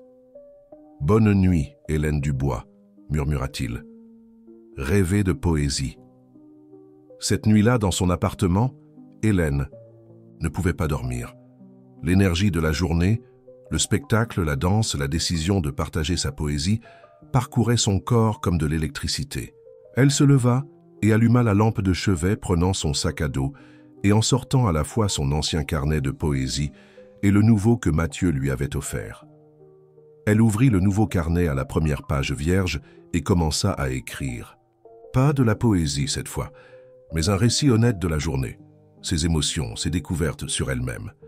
Elle écrivit sur comment elle s'était sentie libre en dansant sous les étoiles, sur comment le spectacle avait fait écho à son propre voyage, sur la gentillesse de Mathieu et comment sa présence la faisait se sentir simultanément vulnérable et en sécurité. Quand elle eut terminé, elle feuilleta son ancien carnet de poésie, relisant des vers écrits dans des moments de solitude et de désir. Certains la faisaient se recroqueviller par leur mélancolie, d'autres la surprenaient par leur beauté brute. Elle marqua ceux qu'elle envisageait de partager avec Mathieu, ressentant un mélange de terreur et d'excitation à l'idée de lire ces mots à haute voix. Le soleil pointait déjà à l'horizon quand Hélène s'endormit enfin, le carnet de poésie ouvert sur sa poitrine, un doux sourire sur ses lèvres. Pour la première fois depuis des années, ses rêves n'étaient pas habités par des peurs et des regrets, mais par des possibilités et des promesses de jours à venir. Le lendemain matin, Hélène se réveilla avec une clarté qu'elle n'avait pas ressentie depuis longtemps. Elle savait exactement quel poème partager avec Mathieu, savait exactement ce qu'elle voulait dire. L'anxiété était toujours là, pulsant sous sa peau, mais elle était maintenant accompagnée d'une détermination qui la surprenait elle-même. Elle s'habilla avec soin, choisissant une robe légère en coton imprimé de petites fleurs, parfaite pour une journée au parc. Elle plaça les 2 carnets dans son sac, ainsi qu'une édition de cartographie du silence qu'elle avait héritée de son père. Pas celle que Mathieu lui avait donnée, mais sa propre copie, avec des annotations dans les marges faites par la main de Jean-Claude Dubois. À 10 heures précises, la sonnette retentit. Mathieu était dans le couloir, tenant un panier de pique-nique dans une main et un petit bouquet de fleurs sauvages dans l'autre. Il était habillé de façon décontractée, pantalon de lin clair et une chemise bleu clair aux manches retroussées, mais dégageait toujours une élégance naturelle qui semblait lui être intrinsèque. prête pour une journée de poésie ?» demanda-t-il avec un sourire qui réchauffa Hélène de l'intérieur. « Prête », répondit-elle, ajustant son sac sur son épaule et fermant la porte derrière elle, marchant vers une journée qui, sans qu'elle le sache encore, serait un tournant dans sa vie. Le parc Monceau accueillait ses visiteurs avec une atmosphère presque magique en cette matinée de dimanche. Le petit palais néoclassique, encadré par la végétation luxuriante et ayant la tour, Eiffel comme toile de fond, créait un décor qui semblait sorti d'un rêve. Hélène guida Mathieu par des sentiers ombragés, s'éloignant des points les plus fréquentés par les touristes jusqu'à ce qu'ils arrivent à un petit recoin caché près d'un lac artificiel. « C'est ici que mon père venait écrire », expliqua-t-elle, indiquant un banc de pierre partiellement couvert de plantes grimpantes fleuries. Il disait que cet endroit avait une acoustique parfaite pour les pensées. Que Mathieu observa le lieu avec révérence. « Je peux comprendre pourquoi. Il y a une quiétude ici qui semble amplifier ce qui est en nous. » Ils étendirent une nappe sur l'herbe et disposèrent le contenu du panier, pains artisanaux, fromage, fruits frais, une bouteille de vin blanc. Hélène s'assit, ajustant nerveusement la jupe de sa robe, tandis que Mathieu s'installait à ses côtés, respectant son espace personnel mais assez proche pour créer une intimité confortable. Alors, il sourit d'un air encourageant. « Je suis prêt à entendre vos mots. » Hélène respira profondément, ouvrant son sac et en sortant le carnet de poésie. Ses mains tremblaient légèrement, et pendant un moment, elle envisagea d'abandonner. Mais alors elle se souvint de la promesse qu'ils avaient faite, un mois sans secret. Et combien il avait été libérateur de partager son inexpérience avec Mathieu. « Ce premier poème, je l'ai écrit quand j'avais 19 ans, expliqua-t-elle, feuilletant le carnet jusqu'à trouver la bonne page. C'était après avoir assisté à un cours sur Guillaume Apollinaire et réalisé que je n'avais jamais expérimenté le type d'amour qu'il décrivait. » Hélène commença à lire, sa voix d'abord hésitante, mais gagnant en assurance à mesure que les mots coulaient. Le poème parlait d'absence, d'espace vide en elle qui attendait d'être rempli, du désir d'une connexion qui semblait toujours hors de portée. Quand elle eut terminé, elle osa regarder Mathieu. Ses yeux étaient fixés sur elle, brillants d'émotion. « C'est magnifique, dit-il avec sincérité. Il y a une pureté dans votre écriture, une honnêteté que peu de poètes parviennent à atteindre. » Le compliment réchauffa Hélène de l'intérieur, faisant fondre un peu plus l'armure qu'elle avait construite autour de son cœur. Encouragée, elle continua avec un autre poème, celui-ci écrit après le départ de son père, une méditation sur la perte et la continuité. Poème. Après poème, Hélène révélait des couches d'elle-même à travers ses mots. Elle parlait de solitude, de peur, de beauté non partagée. Et Mathieu écoutait avec une attention absolue, comme si chaque mot était un trésor précieux, acquiesçant occasionnellement ou fermant les yeux pour mieux absorber l'émotion derrière les vers. « Et celui-ci, dit finalement Hélène, arrivant aux pages les plus récentes de son carnet, je l'ai écrit la nuit où nous nous sommes rencontrés à la librairie. Ce poème était différent des précédents. Il y avait en lui une note d'espoir, une ouverture aux possibilités qui n'avaient jamais été présentes dans son écriture auparavant. Il parlait de la rencontre des regards à travers une salle, pleine de connexions inattendues, de comment certaines personnes semblent reconnaître quelque chose en nous que nous ne savions même pas être là. Quand elle eut terminé, un silence chargé d'émotions plana entre eux. Mathieu tendit la main, touchant doucement les doigts d'Hélène. « Merci, dit-il, la voix rauque, pour avoir partagé quelque chose de si intime. Votre poésie, c'est comme si vous pouviez transformer en mots ce que beaucoup d'entre nous ressentent simplement sans pouvoir l'exprimer. » Hélène ferma le carnet, ressentant une légèreté inédite. L'acte de partager sa poésie, qui lui avait toujours paru si effrayant, avait été libérateur. « C'était plus facile que je ne l'imaginais, » confessa-t-elle, « de lire pour vous. Parfois, les choses que nous craignons le plus sont celles dont nous avons le plus besoin, » répondit Mathieu, servant 2 verres de vin. Un toast au courage. Ils trinquèrent en silence, leurs regards se rencontrant par-dessus le cristal. Hélène sentit une électricité dans l'air, une possibilité planant entre eux. Mathieu semblait le sentir aussi, car son regard s'abaissa brièvement vers ses lèvres, avant de revenir à ses yeux. Le moment fut interrompu par la sonnerie stridente d'un téléphone portable. Mathieu fronça les sourcils, sortant l'appareil de sa poche. « Excusez-moi » murmura-t-il, vérifiant l'écran. Son expression changea subtilement, une tension qui n'était pas là auparavant. « Je dois répondre, c'est important. » Il s'éloigna, de quelques pas parlant à voix basse. Hélène ne pouvait pas entendre la conversation, mais elle pouvait voir le changement dans le langage corporel de Mathieu, les épaules tendues, la main libre passant nerveusement dans ses cheveux. Quand il revint, il y avait une ombre dans ses yeux qui n'était pas là auparavant. « Tout va bien ?» demanda Hélène, inquiète. Mathieu hésita, comme s'il menait une bataille intérieure. « Une partie de notre accord était de ne pas avoir de secret, n'est-ce pas ?» dit-il finalement, s'asseyant à nouveau. Hélène acquiesça, un nœud d'appréhension se formant dans son estomac. « C'était Béatrice » expliqua-t-il, la voix soigneusement contrôlée. « Mon ex-fiancée. Elle est à Paris et veut me voir. »« Ex-fiancée » répéta Hélène, surprise. Dans toute leur conversation, Mathieu n'avait jamais mentionné de fiançailles. « Nous avons rompu il y a 8 mois, continua-t-il, les yeux fixés sur le lac devant eux. C'était compliqué. Nous étions ensemble depuis 2 ans et les fiançailles n'ont duré que 3 mois. « Que s'est-il passé ?» demanda doucement Hélène, essayant d'ignorer la pointe de jalousie qu'elle ressentait. Mathieu respira profondément. « J'ai découvert qu'elle était avec moi pour le statut, pour l'argent. J'ai entendu une conversation entre elle et sa sœur où elle admettait qu'elle ne m'aimait pas, mais que l'investissement en valait la peine. La douleur dans sa voix était palpable, et Hélène comprit mieux la peur qu'il avait partagée sur la plage, la crainte que les gens ne soient dans sa vie que pour ce qu'ils pouvaient offrir matériellement. « Je suis désolé », dit sincèrement. « Hélène, le pire n'a pas été la rupture, » continua Mathieu, la regardant enfin. « C'était de réaliser que j'avais moi-même créé cette situation. J'ai toujours utilisé mon succès, mon argent, comme une barrière entre moi et les autres. C'était plus facile que de m'ouvrir véritablement. »« Et maintenant, elle veut te voir, » constata Hélène. « Que vas-tu faire ?» Mathieu hésita à nouveau. Elle dit qu'elle regrette, qu'elle a réalisé qu'elle avait jeté quelque chose de vrai. Mais je ne sais pas si je peux lui faire confiance. Hélène sentit un froid dans son estomac.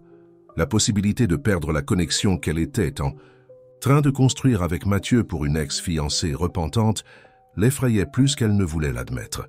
« Tu as encore des sentiments pour elle ?» demanda-t-elle, la voix presque un murmure. « Il ne s'agit pas de cela » répondit Mathieu, prenant les mains d'Hélène entre les siennes. « Mais je dois la rencontrer, clore ce chapitre une fois pour toutes, pour pouvoir avancer complètement. » Ses yeux cherchaient ceux d'Hélène, cherchant la compréhension. « Cela ne change rien entre nous. Ce que nous construisons, c'est plus réel que tout ce que j'ai jamais expérimenté. » Hélène voulait croire, mais le fantôme de Béatrice, une femme qu'elle n'avait jamais vue, mais qui semblait maintenant menacer tout ce qu'elle commençait à construire avec Mathieu, planait sur le moment comme un nuage sombre. « Je comprends », dit-elle finalement, essayant de paraître plus sûre qu'elle ne se sentait. « Tu dois faire cela. » Le reste du pique-nique se déroula dans une atmosphère légèrement altérée. Bien qu'ils continuaient à parler, il y avait une barrière subtile qui n'était pas là auparavant. Pas entre eux, mais autour d'eux, comme si le monde extérieur avait trouvé un moyen d'envahir l'espace sûr qu'ils avaient créé. Quand le soleil commença à baisser, ils rassemblèrent leurs affaires et marchèrent lentement vers la sortie du parc. Hélène ressentait une mélancolie inexplicable, comme si quelque chose de précieux glissait entre ses doigts. « Je vais la rencontrer ce soir », dit Mathieu quand ils arrivèrent au point de taxi. « Et demain, si cela te convient, j'aimerais poursuivre notre expérience. » Hélène acquiesça, forçant un sourire. « Bien sûr, demain. » Mathieu la regarda intensément, comme s'il voulait mémoriser chaque détail de son visage. Puis, dans un geste surprenant, il se pencha et embrassa doucement le coin de sa bouche. Pas un baiser complet, mais presque. Un contact qui promettait plus. « À demain, Hélène », murmura-t-il contre sa peau. Dans le taxi, en rentrant chez elle, Hélène toucha l'endroit où les lèvres de Mathieu avaient été, un picotement persistant lui rappelant le presque baiser. Une partie d'elle voulait croire ses paroles, voulait faire confiance que la rencontre avec Béatrice n'était qu'une clôture nécessaire.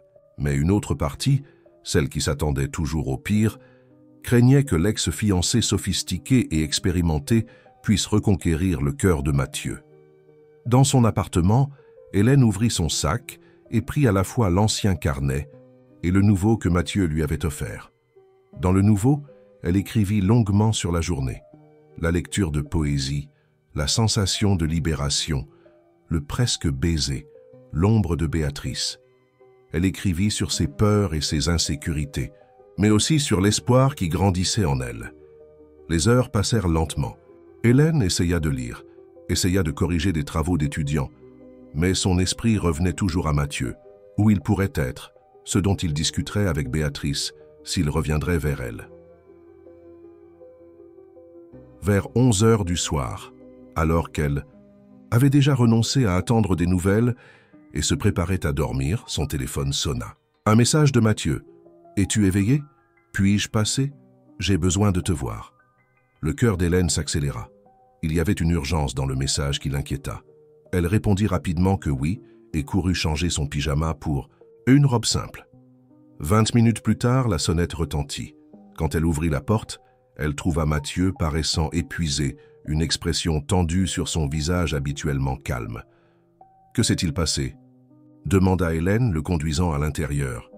Mathieu passa les mains sur son visage, visiblement perturbé. La rencontre avec Béatrice n'était pas ce que j'attendais. Hélène indiqua le canapé, et tous deux s'assirent. Mathieu semblait chercher les mots justes. « Elle n'était pas repentante comme elle l'avait dit, » expliqua-t-il finalement. « Elle voulait me convaincre d'investir dans une nouvelle entreprise de sa famille.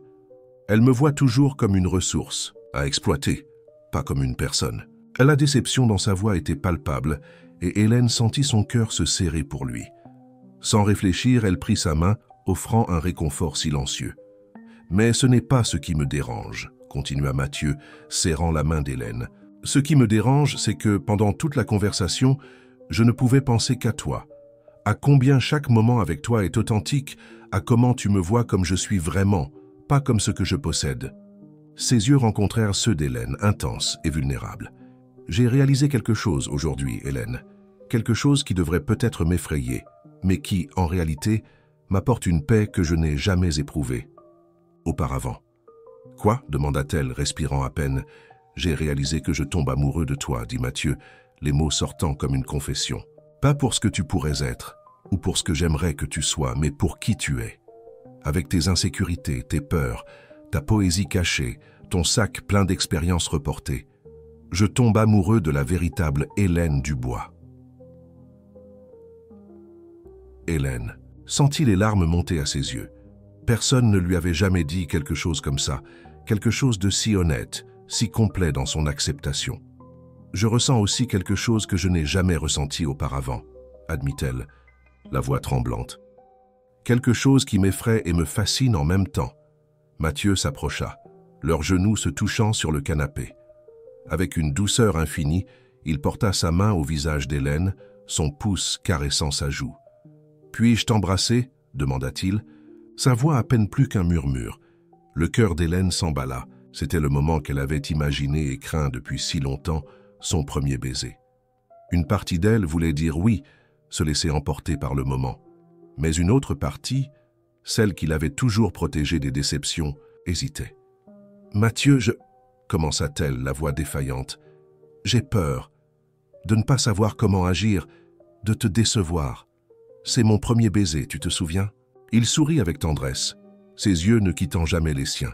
« Il n'y a pas de bonne ou de mauvaise façon, il n'y a pas d'attente. Il y a juste nous deux, ce moment, et ce que nous ressentons l'un pour l'autre. » Hélène ferma les yeux, rassemblant son courage. Quand elle les rouvrit, elle ne vit que de l'acceptation et de l'affection dans le regard de Mathieu. « Oui, » murmura-t-elle finalement, « je veux que tu m'embrasses. » Mathieu se pencha lentement, lui donnant le temps de reculer si elle le voulait. Mais Hélène ne recula pas. Au contraire, elle se déplaça vers lui, réduisant la distance entre eux jusqu'à ce que leurs lèvres ne soient qu'à un souffle l'une de l'autre. Et puis, juste au moment où leurs lèvres étaient sur le point de se toucher, le téléphone de Mathieu sonna strident, brisant le moment comme du verre brisé. « Je n'y crois pas » murmura-t-il, s'éloignant à regret. Il vérifia son téléphone et son visage pâlit. « C'est mon assistant. Une urgence avec l'une de mes entreprises à Lyon. Je dois répondre. » Hélène acquiesça, essayant de cacher sa déception. Mathieu répondit à l'appel, son expression changeant rapidement. « en préoccupation. « Je comprends, dit-il au téléphone. « Oui, je comprends la gravité. Je serai sur le premier vol demain. » Quand il raccrocha, il y avait une résignation dans ses yeux qu'Hélène n'avait jamais vue auparavant. « Je dois aller à Lyon demain matin, » expliqua-t-il. « L'un de mes principaux investissements fait face à une crise sérieuse. Des gens pourraient perdre leur emploi si nous ne résolvons pas rapidement. »« Pour combien de temps ?» demanda Hélène, sentant un vide se former dans sa poitrine. « Je ne sais pas exactement. Peut-être quelques jours, peut-être une semaine. » Mathieu prit ses mains. « Je promets que je reviendrai aussi vite que possible. Notre expérience n'est pas terminée, juste en pause. » Hélène acquiesça, essayant de ne pas montrer à quel point la nouvelle l'affectait. « Je comprends. Ton travail est important. » Mathieu l'observa pendant un long moment. « Ce que nous construisons, est aussi important pour moi. Plus que tu ne l'imagines. » Il se leva, visiblement partagé entre rester et se préparer pour le voyage. « Je t'appellerai tous les jours, et dès que j'aurai résolu cela, je reviendrai. » Hélène l'accompagna jusqu'à la porte, un nœud dans la gorge. Quand Mathieu se tourna pour lui dire au revoir, il y avait une détermination dans ses yeux. « Quand je reviendrai, dit-il, tenant son visage entre ses mains, nous continuerons là où nous nous sommes arrêtés. C'est une promesse. » Se penchant, il déposa un doux baiser sur le front d'Hélène. Pas le baiser qu'ils voulaient à tous les deux, mais une promesse de ce qui était à venir. « À bientôt, Hélène Dubois, » murmura-t-il. Ce n'est pas un adieu. Après le départ de Mathieu, Hélène resta à la porte longtemps, les émotions en tourbillon. Le presque baiser, la confession de Mathieu, le voyage inattendu, tout semblait faire partie d'un plan cosmique pour tester son courage nouvellement découvert. De retour dans son appartement silencieux, Hélène prit le nouveau carnet et écrivit sur la soirée, sur ce qu'elle avait ressenti quand Mathieu avait avoué qu'il tombait amoureux d'elle, sur le moment interrompu qui aurait dû être son premier baiser. Elle écrivit sur le manque anticipé et la peur que, loin d'elle, Mathieu réalise que ce qu'il ressentait n'était pas réel. Mais quand elle eut fini d'écrire, elle réalisa qu'il y avait quelque chose de différent dans ces mots. Pas seulement le désir et la peur, mais aussi l'espoir. Un espoir qu'elle n'avait pas ressenti depuis très très longtemps. Les jours qui suivirent le départ de Mathieu passèrent avec une lenteur douloureuse pour Hélène. Les cours à l'université, autrefois un refuge, semblaient maintenant juste une distraction insuffisante pour éloigner ses pensées de lui. Mathieu appelait chaque soir, comme promis, de longues conversations qui traversèrent la nuit, où il parlait de tout et de rien, de la crise d'entreprise qui le retenait à Lyon, aux rêves qu'Hélène faisait quand elle parvenait enfin à dormir. « Ta voix me manque pendant la journée », confessa-t-il lors d'un de ses appels à la fin de la première semaine de séparation. « Parfois, au milieu d'une réunion, je me surprends à penser à comment tu rirais de quelque chose que quelqu'un a dit, ou à la façon dont tes yeux brillent quand tu parles de littérature. »« Tu me manques aussi », répondit Hélène, blottie dans son lit, le téléphone réchauffant son oreille comme un substitut inadéquat à la chaleur de Mathieu. « Le campus semble plus vide, d'une certaine façon. La situation ici est plus compliquée que je ne l'imaginais, » expliqua Mathieu avec un soupir fatigué. « Il s'agit de plus que de simples chiffres. Ce sont des personnes réelles, des familles qui dépendent de ces emplois. » Hélène admirait cette facette de Mathieu, pas l'entrepreneur à succès que le monde connaissait, mais l'homme qui se souciait sincèrement de l'impact de ses décisions sur la vie des autres. « Combien de temps penses-tu que cela va encore ?»« Prendre ?» demanda-t-elle, essayant de ne pas paraître trop anxieuse. Il y eut une pause à l'autre bout de la ligne. « Encore quelques jours, peut-être. Je fais mon possible pour tout résoudre rapidement, mais... » Il ne termina pas la phrase, mais Hélène pouvait sentir sa fatigue. « Ne t'inquiète pas pour moi, dit-elle avec plus de conviction qu'elle n'en ressentait. Je serai là quand tu reviendras. » Le 10e jour de l'absence de Mathieu, Hélène reçut un appel inattendu. Ce n'était pas lui, mais sa secrétaire. « Mademoiselle Dubois, c'est Louise, l'assistante de Monsieur Lefebvre. Il m'a demandé de vous informer qu'il vous a envoyé quelque chose. Cela devrait arriver cet après-midi. » Intriguée, Hélène remercia et passa le reste de la journée dans l'expectative. Vers 4 heures de l'après-midi, la sonnette retentit. Un livreur attendait avec un paquet élégamment emballé et une lettre scellée. Dans le paquet, il y avait une robe de soie bleu nuit, si fluide qu'elle semblait de l'eau entre ses doigts. avec une paire de chaussures délicates et une invitation pour l'inauguration de la nouvelle aile de la bibliothèque universitaire prévue dans 2 jours. D'une main tremblante, Hélène ouvrit la lettre qui accompagnait le cadeau. « Chère Hélène, j'ai finalement réussi à résoudre la situation ici à Lyon et je serai de retour à Paris demain soir. Par coïncidence, l'inauguration de l'aile que j'ai financée à la bibliothèque est prévue pour après-demain. J'aimerais t'avoir à mes côtés en ce moment, pas seulement comme la brillante professeure de littérature, mais comme la femme qui a occupé toutes mes pensées. La robe n'est qu'une suggestion. Tu serais magnifique, même avec ton inséparable sac à dos bleu marine. Mais j'ai pensé que cet événement pourrait être une autre expérience à ajouter à notre expérience. Toi, apparaissant publiquement non pas comme la discrète professeure Dubois, mais comme l'extraordinaire Hélène que j'ai le privilège de connaître. Si c'est trop, je comprendrai parfaitement. Notre voyage concerne le confort et la croissance, pas la pression. Avec affection et manque, Mathieu. Hélène lut et relut la lettre plusieurs fois, une chaleur se répandant dans sa poitrine. Mathieu serait de retour dans moins de 24 heures et voulait qu'elle l'accompagne à un événement public, non pas caché dans l'ombre mais à ses côtés, visible pour tous. Cette pensée la terrifiait et l'excitait simultanément. Durant toute sa vie adulte, Hélène s'était contentée de rester en coulisses, observant la vie sans y participer pleinement. Maintenant, Mathieu l'invitait non seulement à être sous les projecteurs, mais à le faire comme son accompagnatrice. Avec soin, Hélène sortit la robe de la boîte et l'essaya. Le tissu enveloppait son corps comme s'il avait été fait spécialement pour elle, révélant des courbes qu'elle gardait normalement cachées sous des vêtements plus conservateurs. Devant le miroir, elle reconnaissait à peine la femme qui la regardait.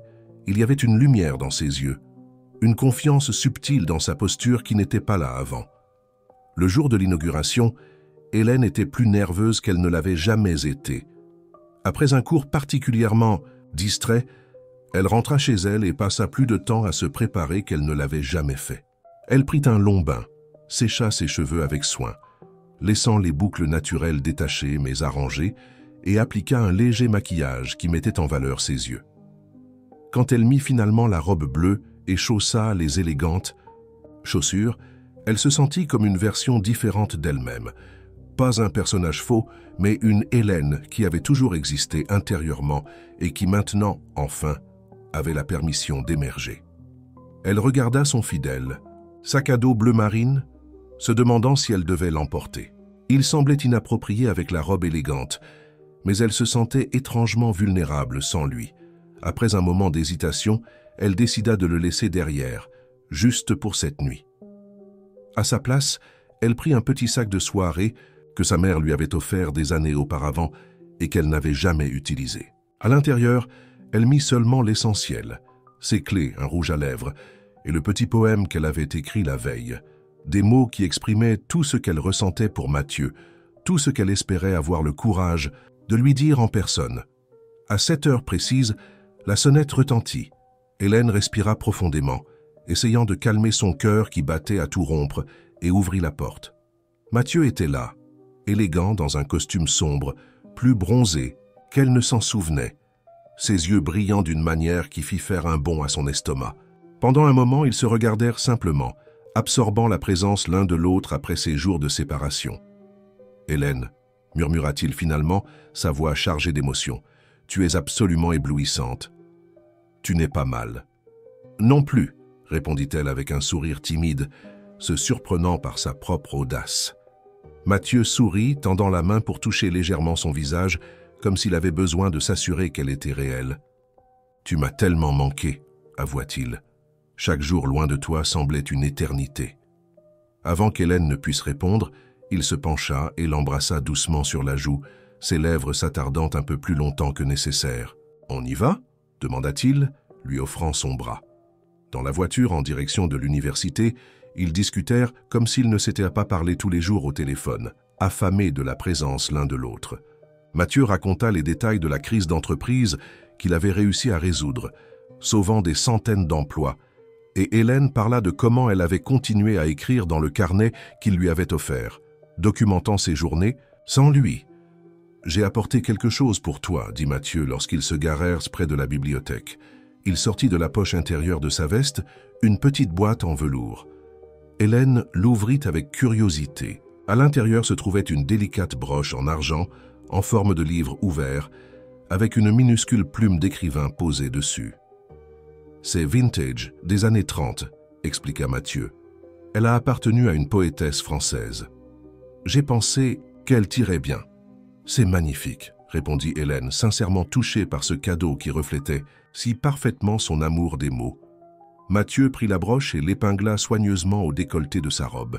Ses doigts effleurèrent légèrement la peau d'Hélène, envoyant des frissons dans tout son corps. « Parfait, murmura-t-il, ses yeux rencontrant les siens. Pendant un moment, le monde autour d'eux sembla disparaître. Il n'y avait que deux, si proches qu'Hélène pouvait sentir la chaleur du corps de Mathieu, pouvait compter les cils qui encadrèrent ses yeux intenses. C'était comme si le baiser presque échangé 10 jours auparavant était sur le point de se produire à nouveau. Le bruit d'autres voitures arrivant brisa le moment. Mathieu sourit comme s'il partageait un secret. « Plus tard, promit-il sa voix rauque, nous avons toute la nuit. » La nouvelle aile de la bibliothèque universitaire était magnifique. L'ancien espace avait été complètement transformé, des étagères en bois sombre luisant, d'élégantes tables d'études, un système d'éclairage qui créait une atmosphère à la fois accueillante et stimulante. Une section entière était dédiée à la littérature française contemporaine, avec un accent particulier sur des poètes comme Jean-Claude Dubois. L'événement était rempli d'universitaires, de journalistes, d'autorités et d'étudiants. Lorsque Mathieu et Hélène entrèrent ensemble, bras dessus, bras dessous, les conversations diminuèrent momentanément, les regards se tournant vers le couple inattendu. « Tout le monde nous regarde », chuchota Hélène, sentant la rougeur monter. « À son cou. Parce que tu es éblouissante », répondit naturellement Mathieu. « Et parce qu'ils sont surpris de me voir avec quelqu'un qui ne fait pas partie du cercle habituel des événements mondains. C'est bon ou mauvais ? C'est merveilleux, sourit-il. J'adore les voir confus. » Le directeur de l'université vint les accueillir, effusif dans ses remerciements à Mathieu pour la généreuse donation. Bientôt, ils furent entourés de personnes désireuses de parler avec le bienfaiteur de l'université et Hélène fut surprise de constater qu'elle ne se sentait pas aussi mal à l'aise qu'elle l'avait craint. Il y avait quelque chose dans la présence constante de Mathieu à ses côtés, dans la façon dont il l'incluait subtilement dans toutes les conversations qui lui donnait un sentiment d'appartenance. « Professeur Dubois !»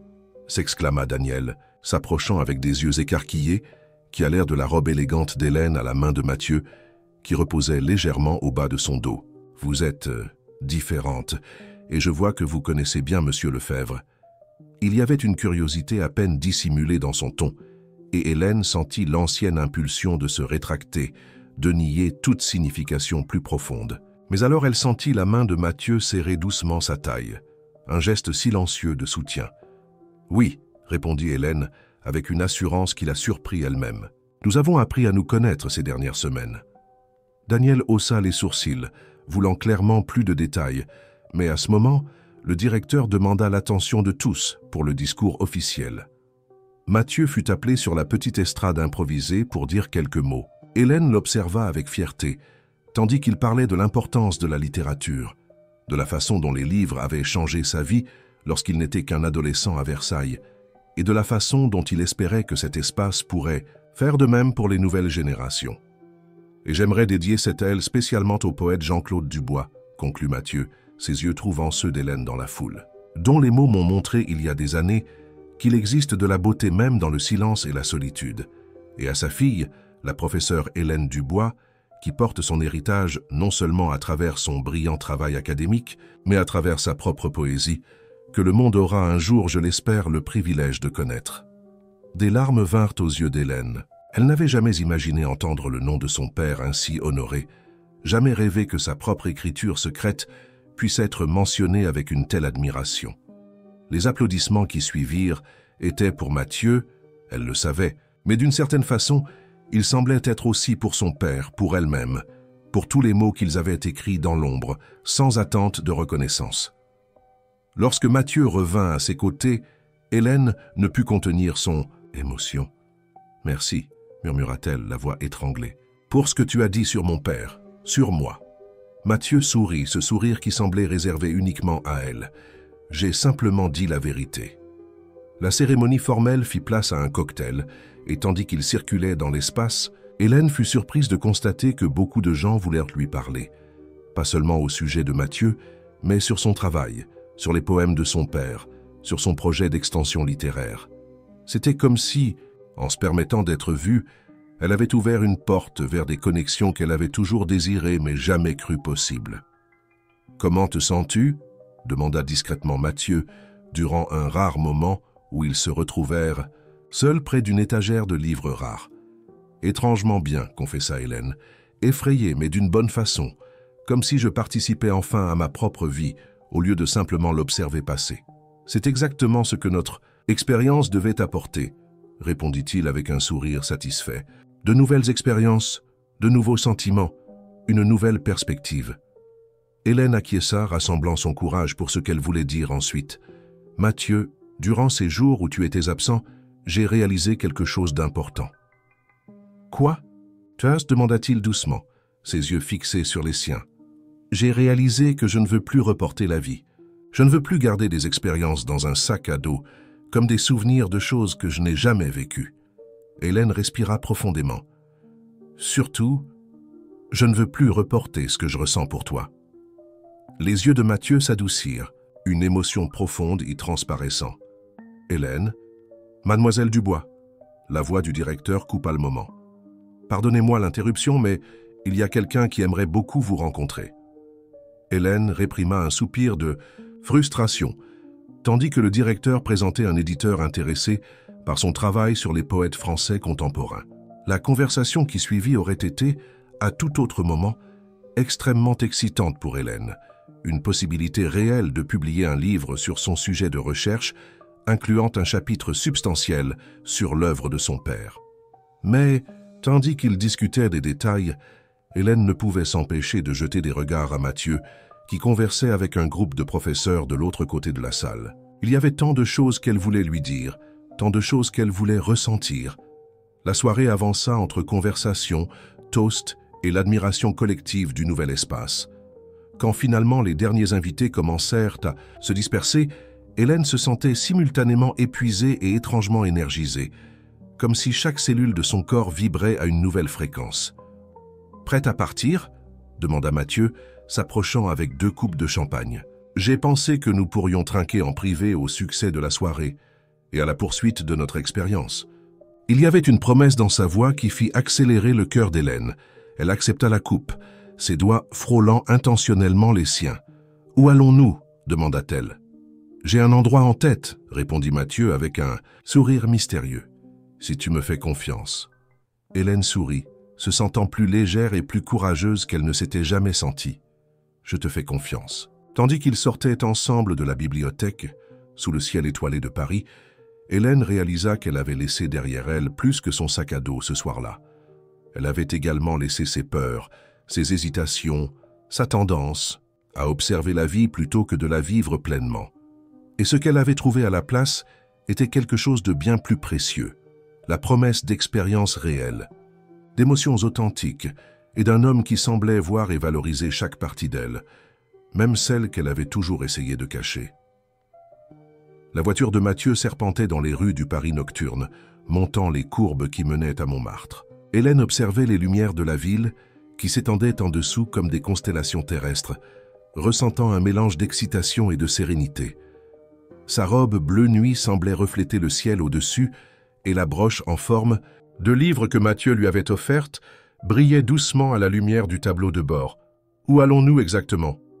demanda-t-elle, curieuse de la destination mystérieuse qu'il avait mentionnée. Mathieu sourit, ses yeux quittant brièvement la route pour rencontrer les siens. « Dans un lieu spécial, mon refuge personnel dans la ville. Très peu de gens le connaissent. » Ils continuèrent à monter jusqu'à atteindre une zone éloignée, où les maisons devenaient plus espacées et luxueuses. Finalement, Mathieu tourna dans une entrée privée presque cachée par une végétation exubérante. Après un chemin de pierre, apparut une maison moderniste, lignes épurées et grandes fenêtres en verre qui semblaient encadrer la vue spectaculaire de la ville en contrebas. « C'est ta maison » demanda Hélène surprise. Une d'entre elles, répondit Mathieu avec un sourire timide. J'ai un appartement près du Luxembourg pour le quotidien, plus proche du centre. Mais cet endroit est où je viens quand j'ai besoin de réfléchir, d'écrire, de me reconnecter avec moi-même. Il se gara et vint ouvrir la porte pour Hélène, lui offrant sa main avec un geste chevaleresque qui la fit sourire. Ensemble, ils marchèrent jusqu'à l'entrée de la maison, où Mathieu composa un code sur un panneau discret. L'intérieur était surprenant, pas l'environnement ostentatoire qu'on pourrait attendre de la maison d'un millionnaire, mais un espace accueillant et personnel. Des meubles en bois foncé contrastaient avec des murs clairs, de grandes bibliothèques remplies de livres occupaient tout un mur, et des œuvres d'art contemporain français donnaient vie à l'environnement. De grandes fenêtres en verre offraient une vue panoramique sur la ville. « C'est magnifique », commenta Hélène, observant tout avec admiration. « Ça te ressemble ?» Mathieu sourit, visiblement satisfait de l'observation. « C'est le seul endroit où je me sens complètement moi-même, sans masque, sans attentes extérieures. » Il la conduisit jusqu'à la spacieuse terrasse, où une petite table était déjà préparée avec une bouteille de vin dans un seau à glace, 2 verres et un plateau de fruits et de fromage.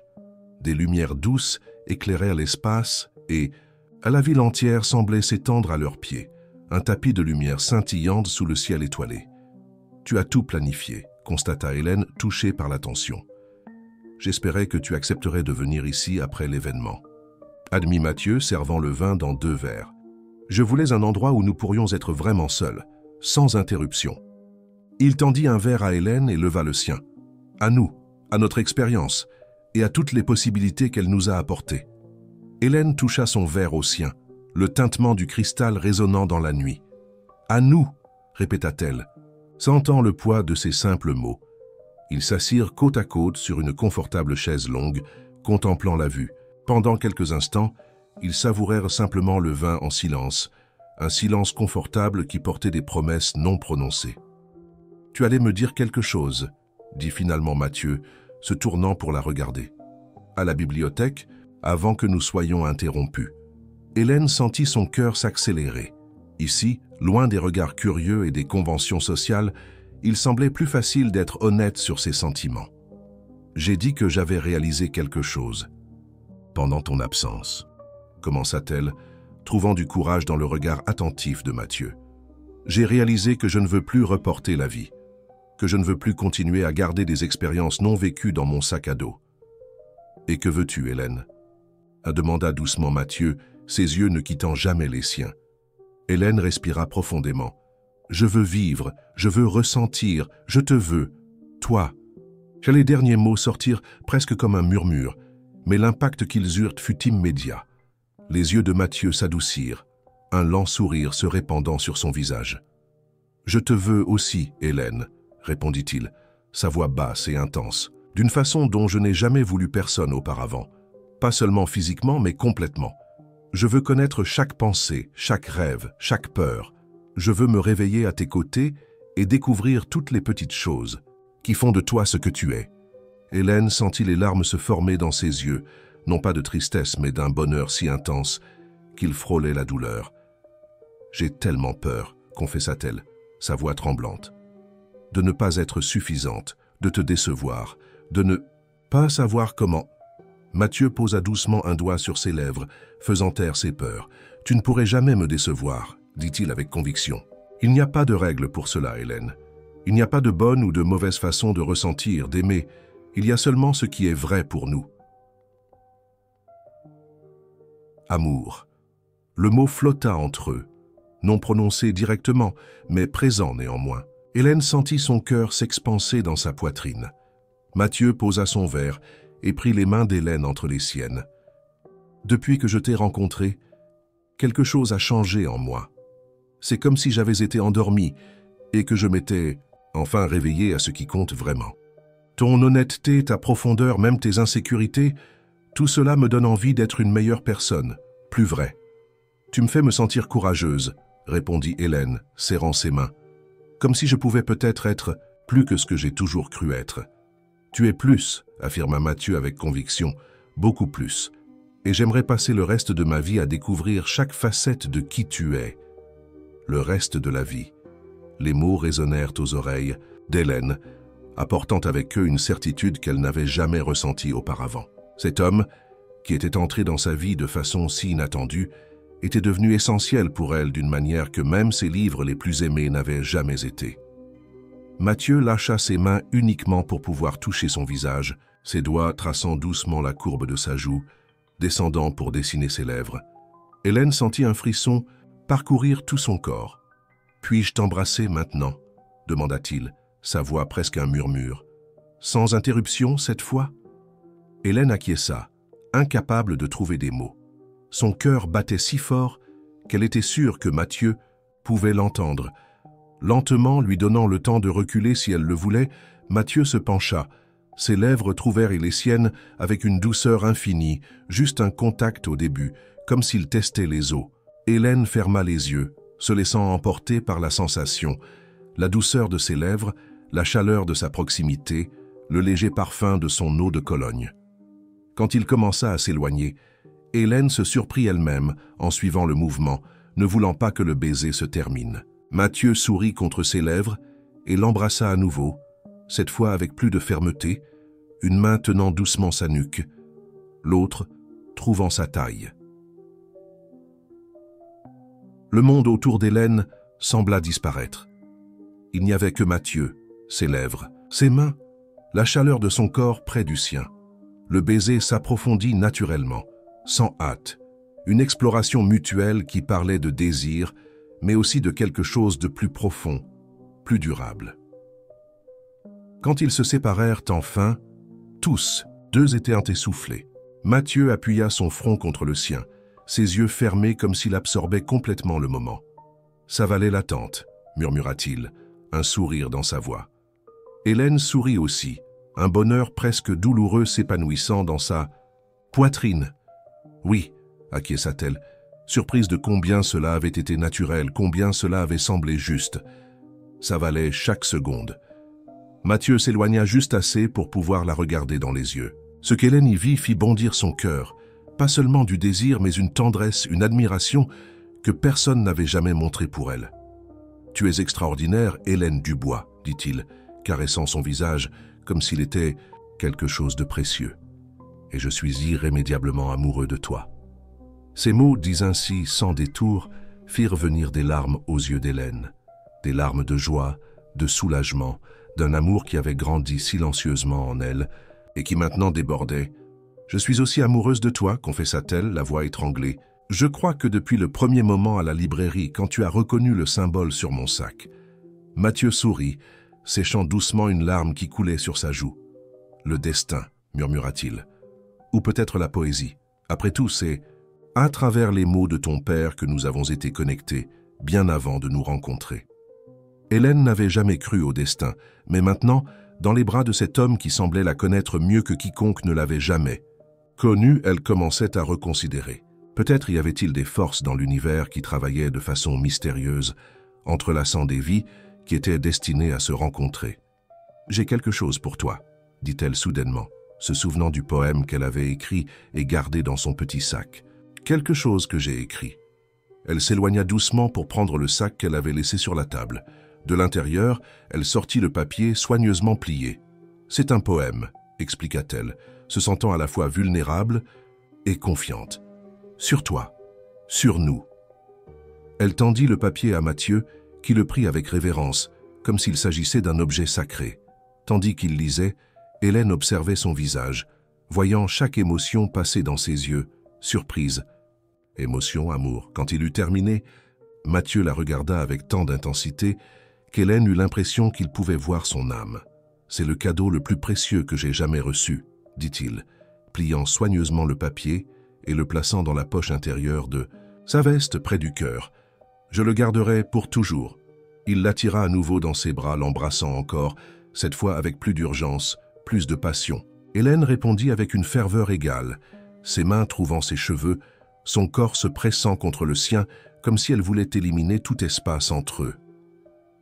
Les heures qui suivirent furent une découverte mutuelle, une danse lente de caresses, de baisers et de mots murmurés. Il n'y avait pas de précipitation, seulement la sensation croissante qu'ils étaient exactement où ils devaient être, avec exactement qui il devait être. Dans l'intimité de cette maison sur les hauteurs de Paris, avec la ville brillant en dessous comme un témoin silencieux, Hélène et Mathieu commencèrent à écrire un nouveau chapitre, non plus comme des individus solitaires portant leur poids particulier, mais comme des partenaires qui avaient trouvé l'un en l'autre non seulement l'amour, mais la compréhension, l'acceptation et peut-être le plus précieux de tout, la liberté d'être véritablement qui ils étaient.